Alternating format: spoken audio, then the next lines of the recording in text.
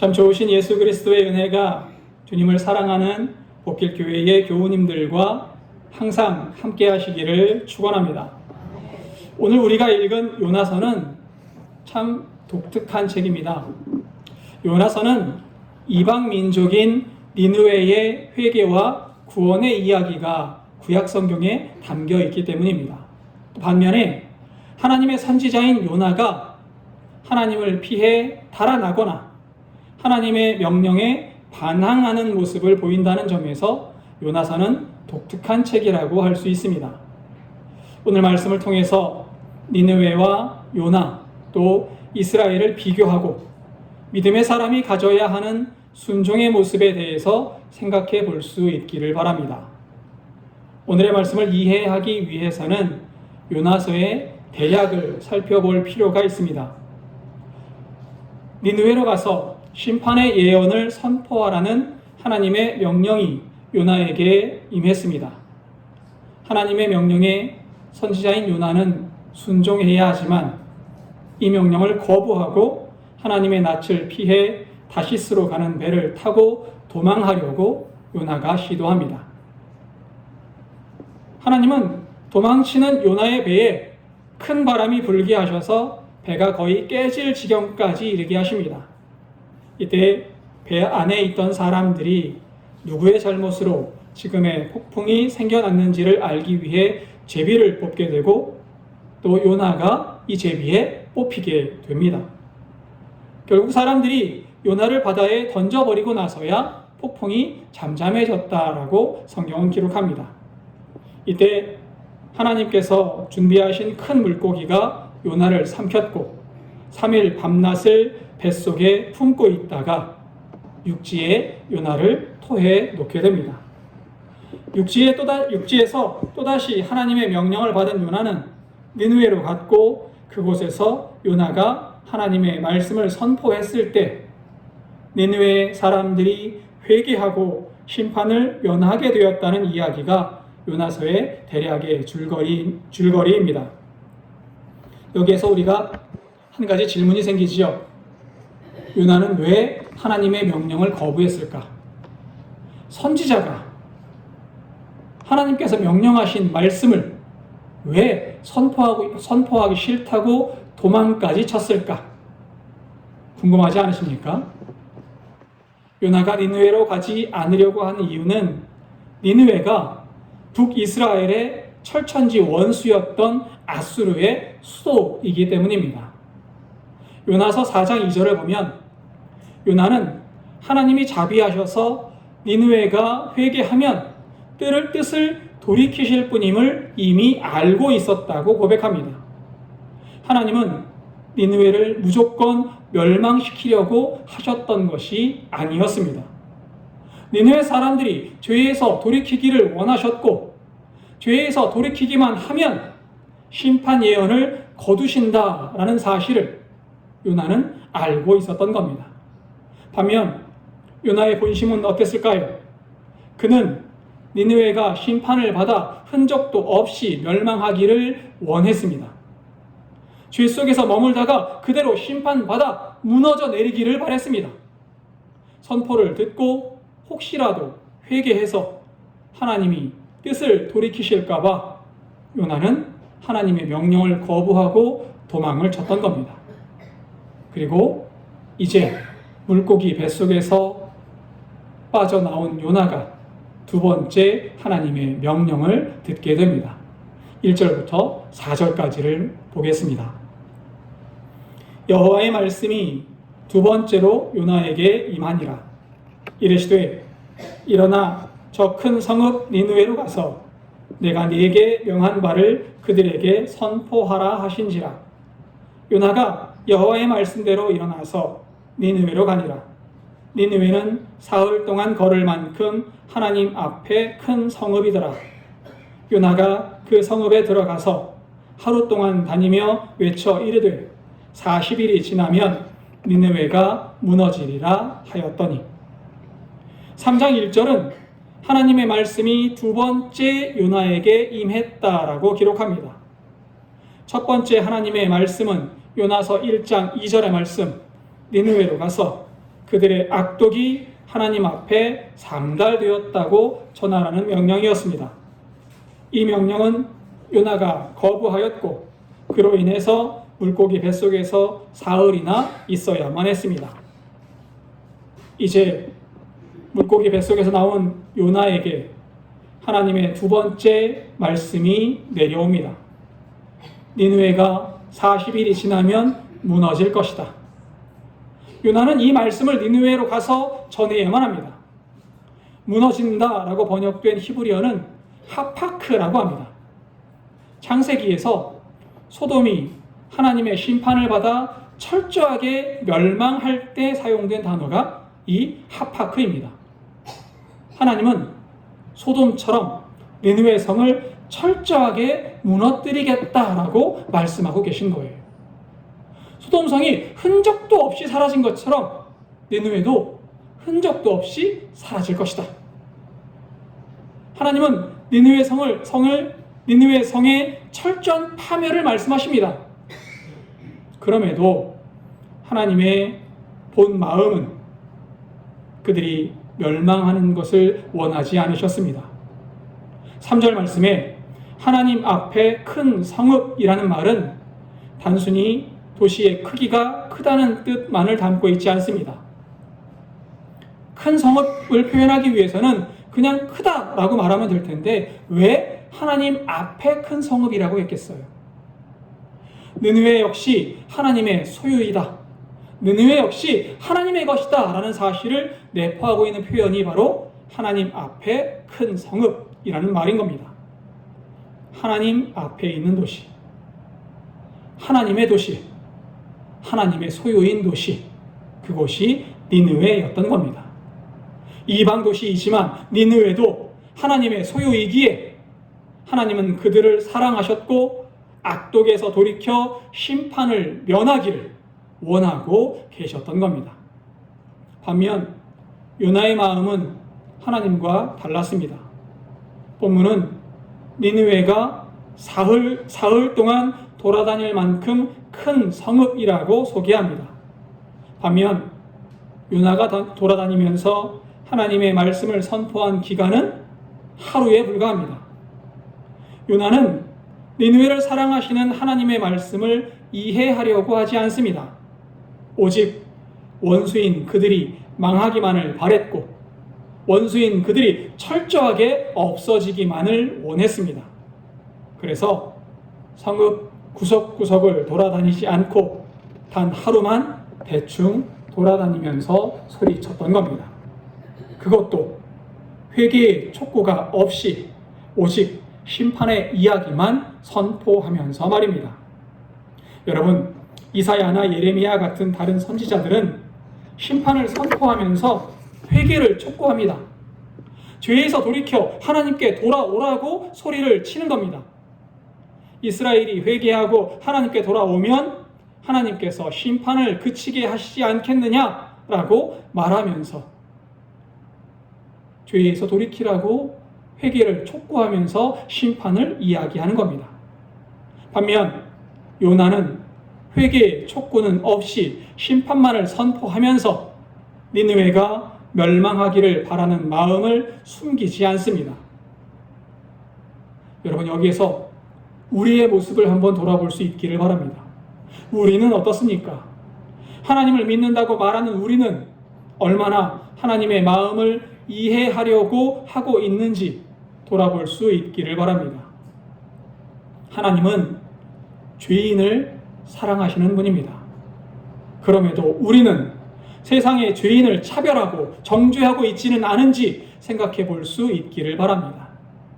하나님은 원수까지도 사랑하시는 분이십니다. 그럼에도 우리는 옆에 있는 이웃을 외면하고 이웃을 멀리하고 있지는 않은지 돌아볼 수 있기를 바랍니다. 하나님은 죄인이 돌이켜 하나님께 돌아오기를 바라신다는 사실을 기억하십시오. 하나님은 죄인이 하나님께 돌아와 하나님의 백성으로 구원받기를 원하십니다. 이 하나님의 마음이 우리의 마음이 되기를 바랍니다. 하나님의 이 사랑의 마음이 우리 안에 가득 채워지기를 기원합니다. 5절부터 8절까지의 말씀도 읽겠습니다. 니느웨 사람들이 하나님을 믿고 금식을 선포하고 높고 낮은 자를 막론하고 굵은 베옷을 입은지라. 그 일이 니느웨 왕에게 들리매 왕이 보좌에서 일어나 왕복을 벗고 굵은 베옷을 입고 제 위에 앉으니라. 왕과 그의 대신들이 조서를 내려 니느웨에 선포하여 이르되 사람이나 짐승이나 소떼나 양떼나 아무것도 입에 대지 말지니 곧 먹지도 말 것이요 물도 마시지 말 것이며 사람이든지 짐승이든지 다 굵은 베옷을 입을 것이요 힘써 하나님께 부르짖을 것이며 각기 악한 길과 손으로 행한 강포에서 떠날 것이라. 요나의 성의 없는 선포에도 불구하고 니느웨에는 놀라운 회개의 역사가 일어나기 시작했습니다. 신분이 높은 사람도 신분이 낮은 사람도 금식을 선포하고 베옷을 입었습니다. 이 소식이 왕에게도 들려오자 왕 역시 보좌에서 일어났고 왕복을 벗었고 베옷을 입고 제 위에 앉아 회개하기 시작합니다. 음식을 먹지 않는 것, 거친 베옷을 입는 것, 제 위에 앉는 행동은 모두 고대 사회에서 간절한 회개의 표현입니다. 더불어서 나는 아무것도 할 수 없는 무력한 존재입니다. 오직 주님만이 모든 것을 주관하시는 분입니다. 라는 전전긍긍한 신앙적 고백이기도 합니다. 왕과 신하들 그리고 백성들이 하나님께 죄를 고백하면서 전전긍긍 하나님 앞에 무릎 꿇고 회개하고 있는 겁니다. 니느웨의 왕은 온 성읍에 조서까지 내리기에 이릅니다. 모든 사람과 가축까지 금식하고 물도 마시지 말 것, 굵은 베옷을 입고 하나님께 부르짖을 것, 그리고 각기 악한 길과 강포에서 떠나라. 특히 니느웨 왕이 내린 조서에서 우리가 눈여겨보아야 할 단어가 바로 강포라는 단어입니다. 히브리어로 하마스라고 합니다. 이는 사람과 사람 사이에 저질러진 잔인한 폭력과 짓밟음이라는 뜻이에요. 사람이 사람을 짓밟고 잔인하게 폭력을 행사하는 것, 이것이 강포, 하마스라고 합니다. 당시에 아수르는 역사상 유래를 찾아보기 힘들 정도로 잔혹한 정복 국가였습니다. 저항하는 도시의 사람들은 대량으로 학살했고 그 시체를 산더미처럼 쌓아서 전시하면서 공포정치를 실행했습니다.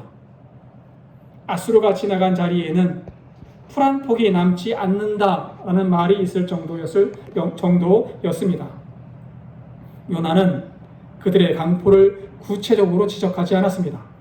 그럼에도 니느웨 사람들은 하나님의 말씀 앞에 자신들의 죄를 철저히 돌아보았던 겁니다. 자신들이 행한 잔인한 폭력을 인정하고 그 강포에서 떠나기로 결단했던 겁니다.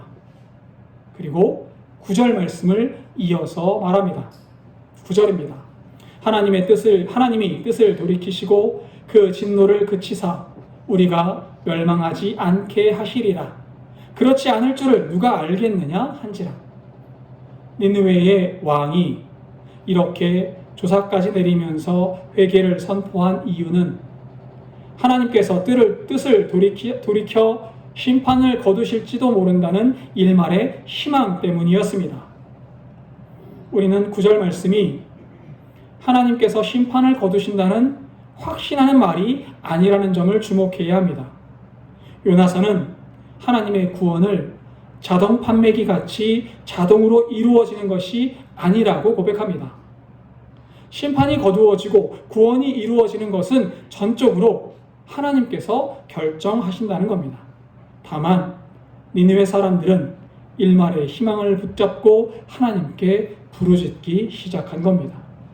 그리고 10절의 역사가 일어납니다.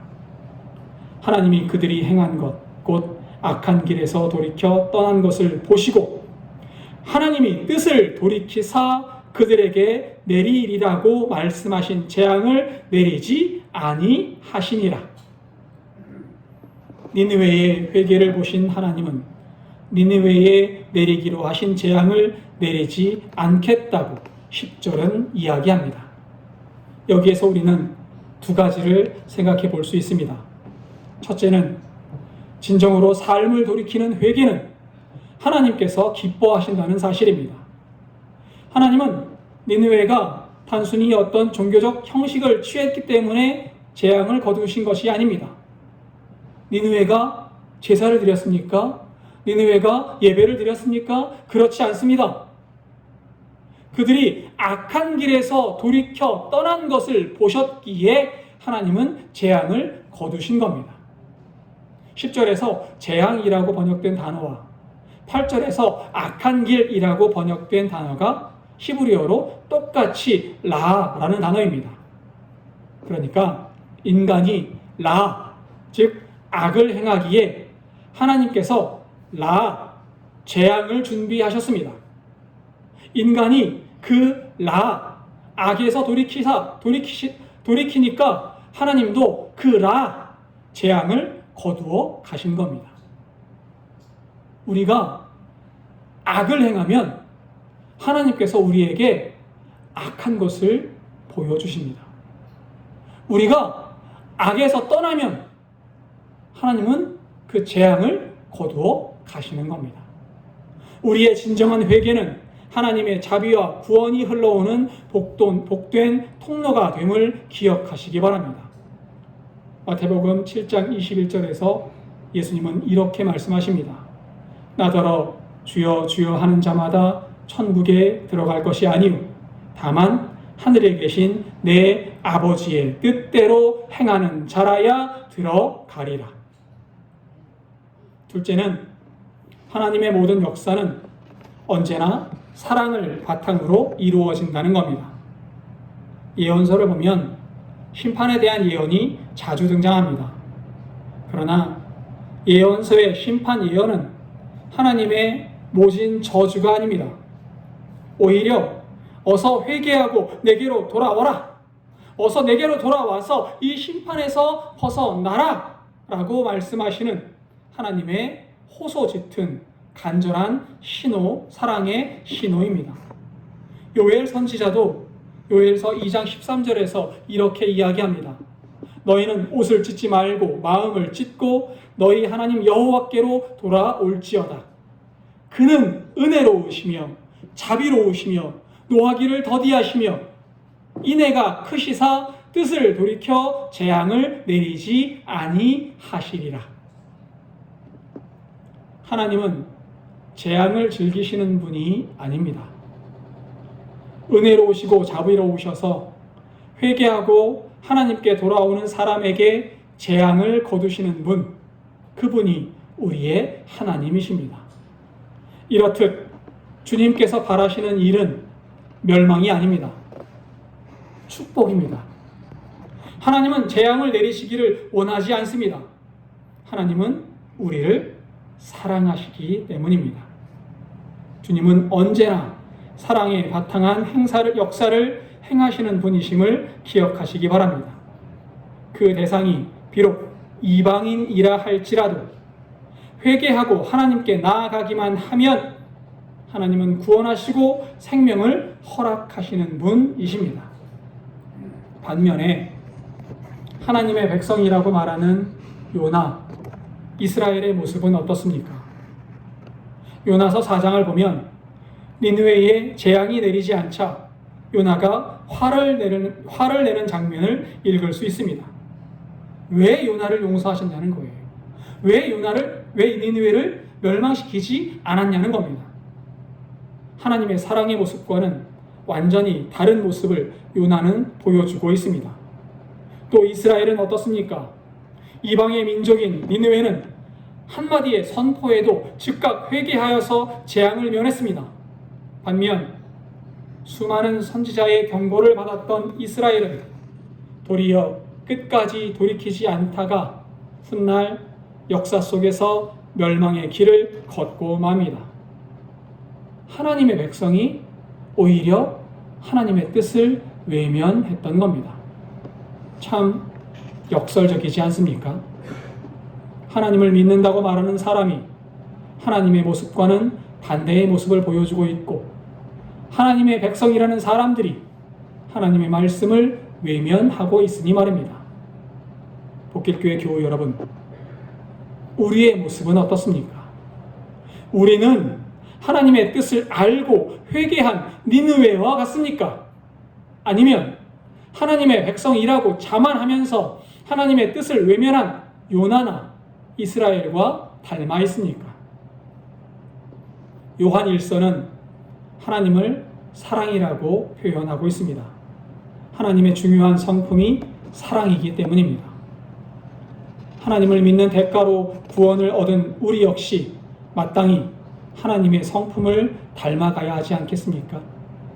하나님께서 죄인인 우리를 위해 독생자 예수 그리스도를 아낌없이 내어주셨던 것처럼 우리 역시 그 사랑을 본받아 이웃을 품고 교회를 섬겨야 하지 않겠습니까? 요나서가 오늘 우리에게 던지는 궁극적인 질문은 당신은 종교적인 의식을 행했습니까?가 아닙니다.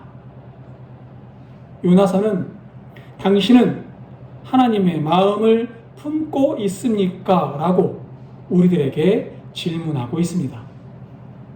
하나님은 우리가 원수처럼 여기는 사람까지도 사랑하셨고 그들이 멸망이 아닌 회복의 길로 나아오기를 기다리시는 분이십니다. 그런데 우리는 여전히 내 뜻과 내 기준에 맞지 않는다고 누군가를 미워하고 배척하고 있지는 않습니까? 우리는 내 뜻과 내 생각에 맞지 않는다고 하나님의 말씀마저 외면하고 있지는 않습니까? 내 곁에 소중한 가족에게 또 함께 신앙생활을 하는 교우들에게 무심코 가시돋친 냉혹한 말을 던지고 있지는 않습니까? 누군가를 미워하는 마음으로 시기하고 정죄하는 차가운 눈빛을 보내고 있지는 않습니까? 그것이 바로 오늘 우리 손에 여전히 묻어있는 니느웨의 강포함일 것입니다. 그것이 바로 우리 손에 여전히 묻어있는 요나의 완악함일 겁니다.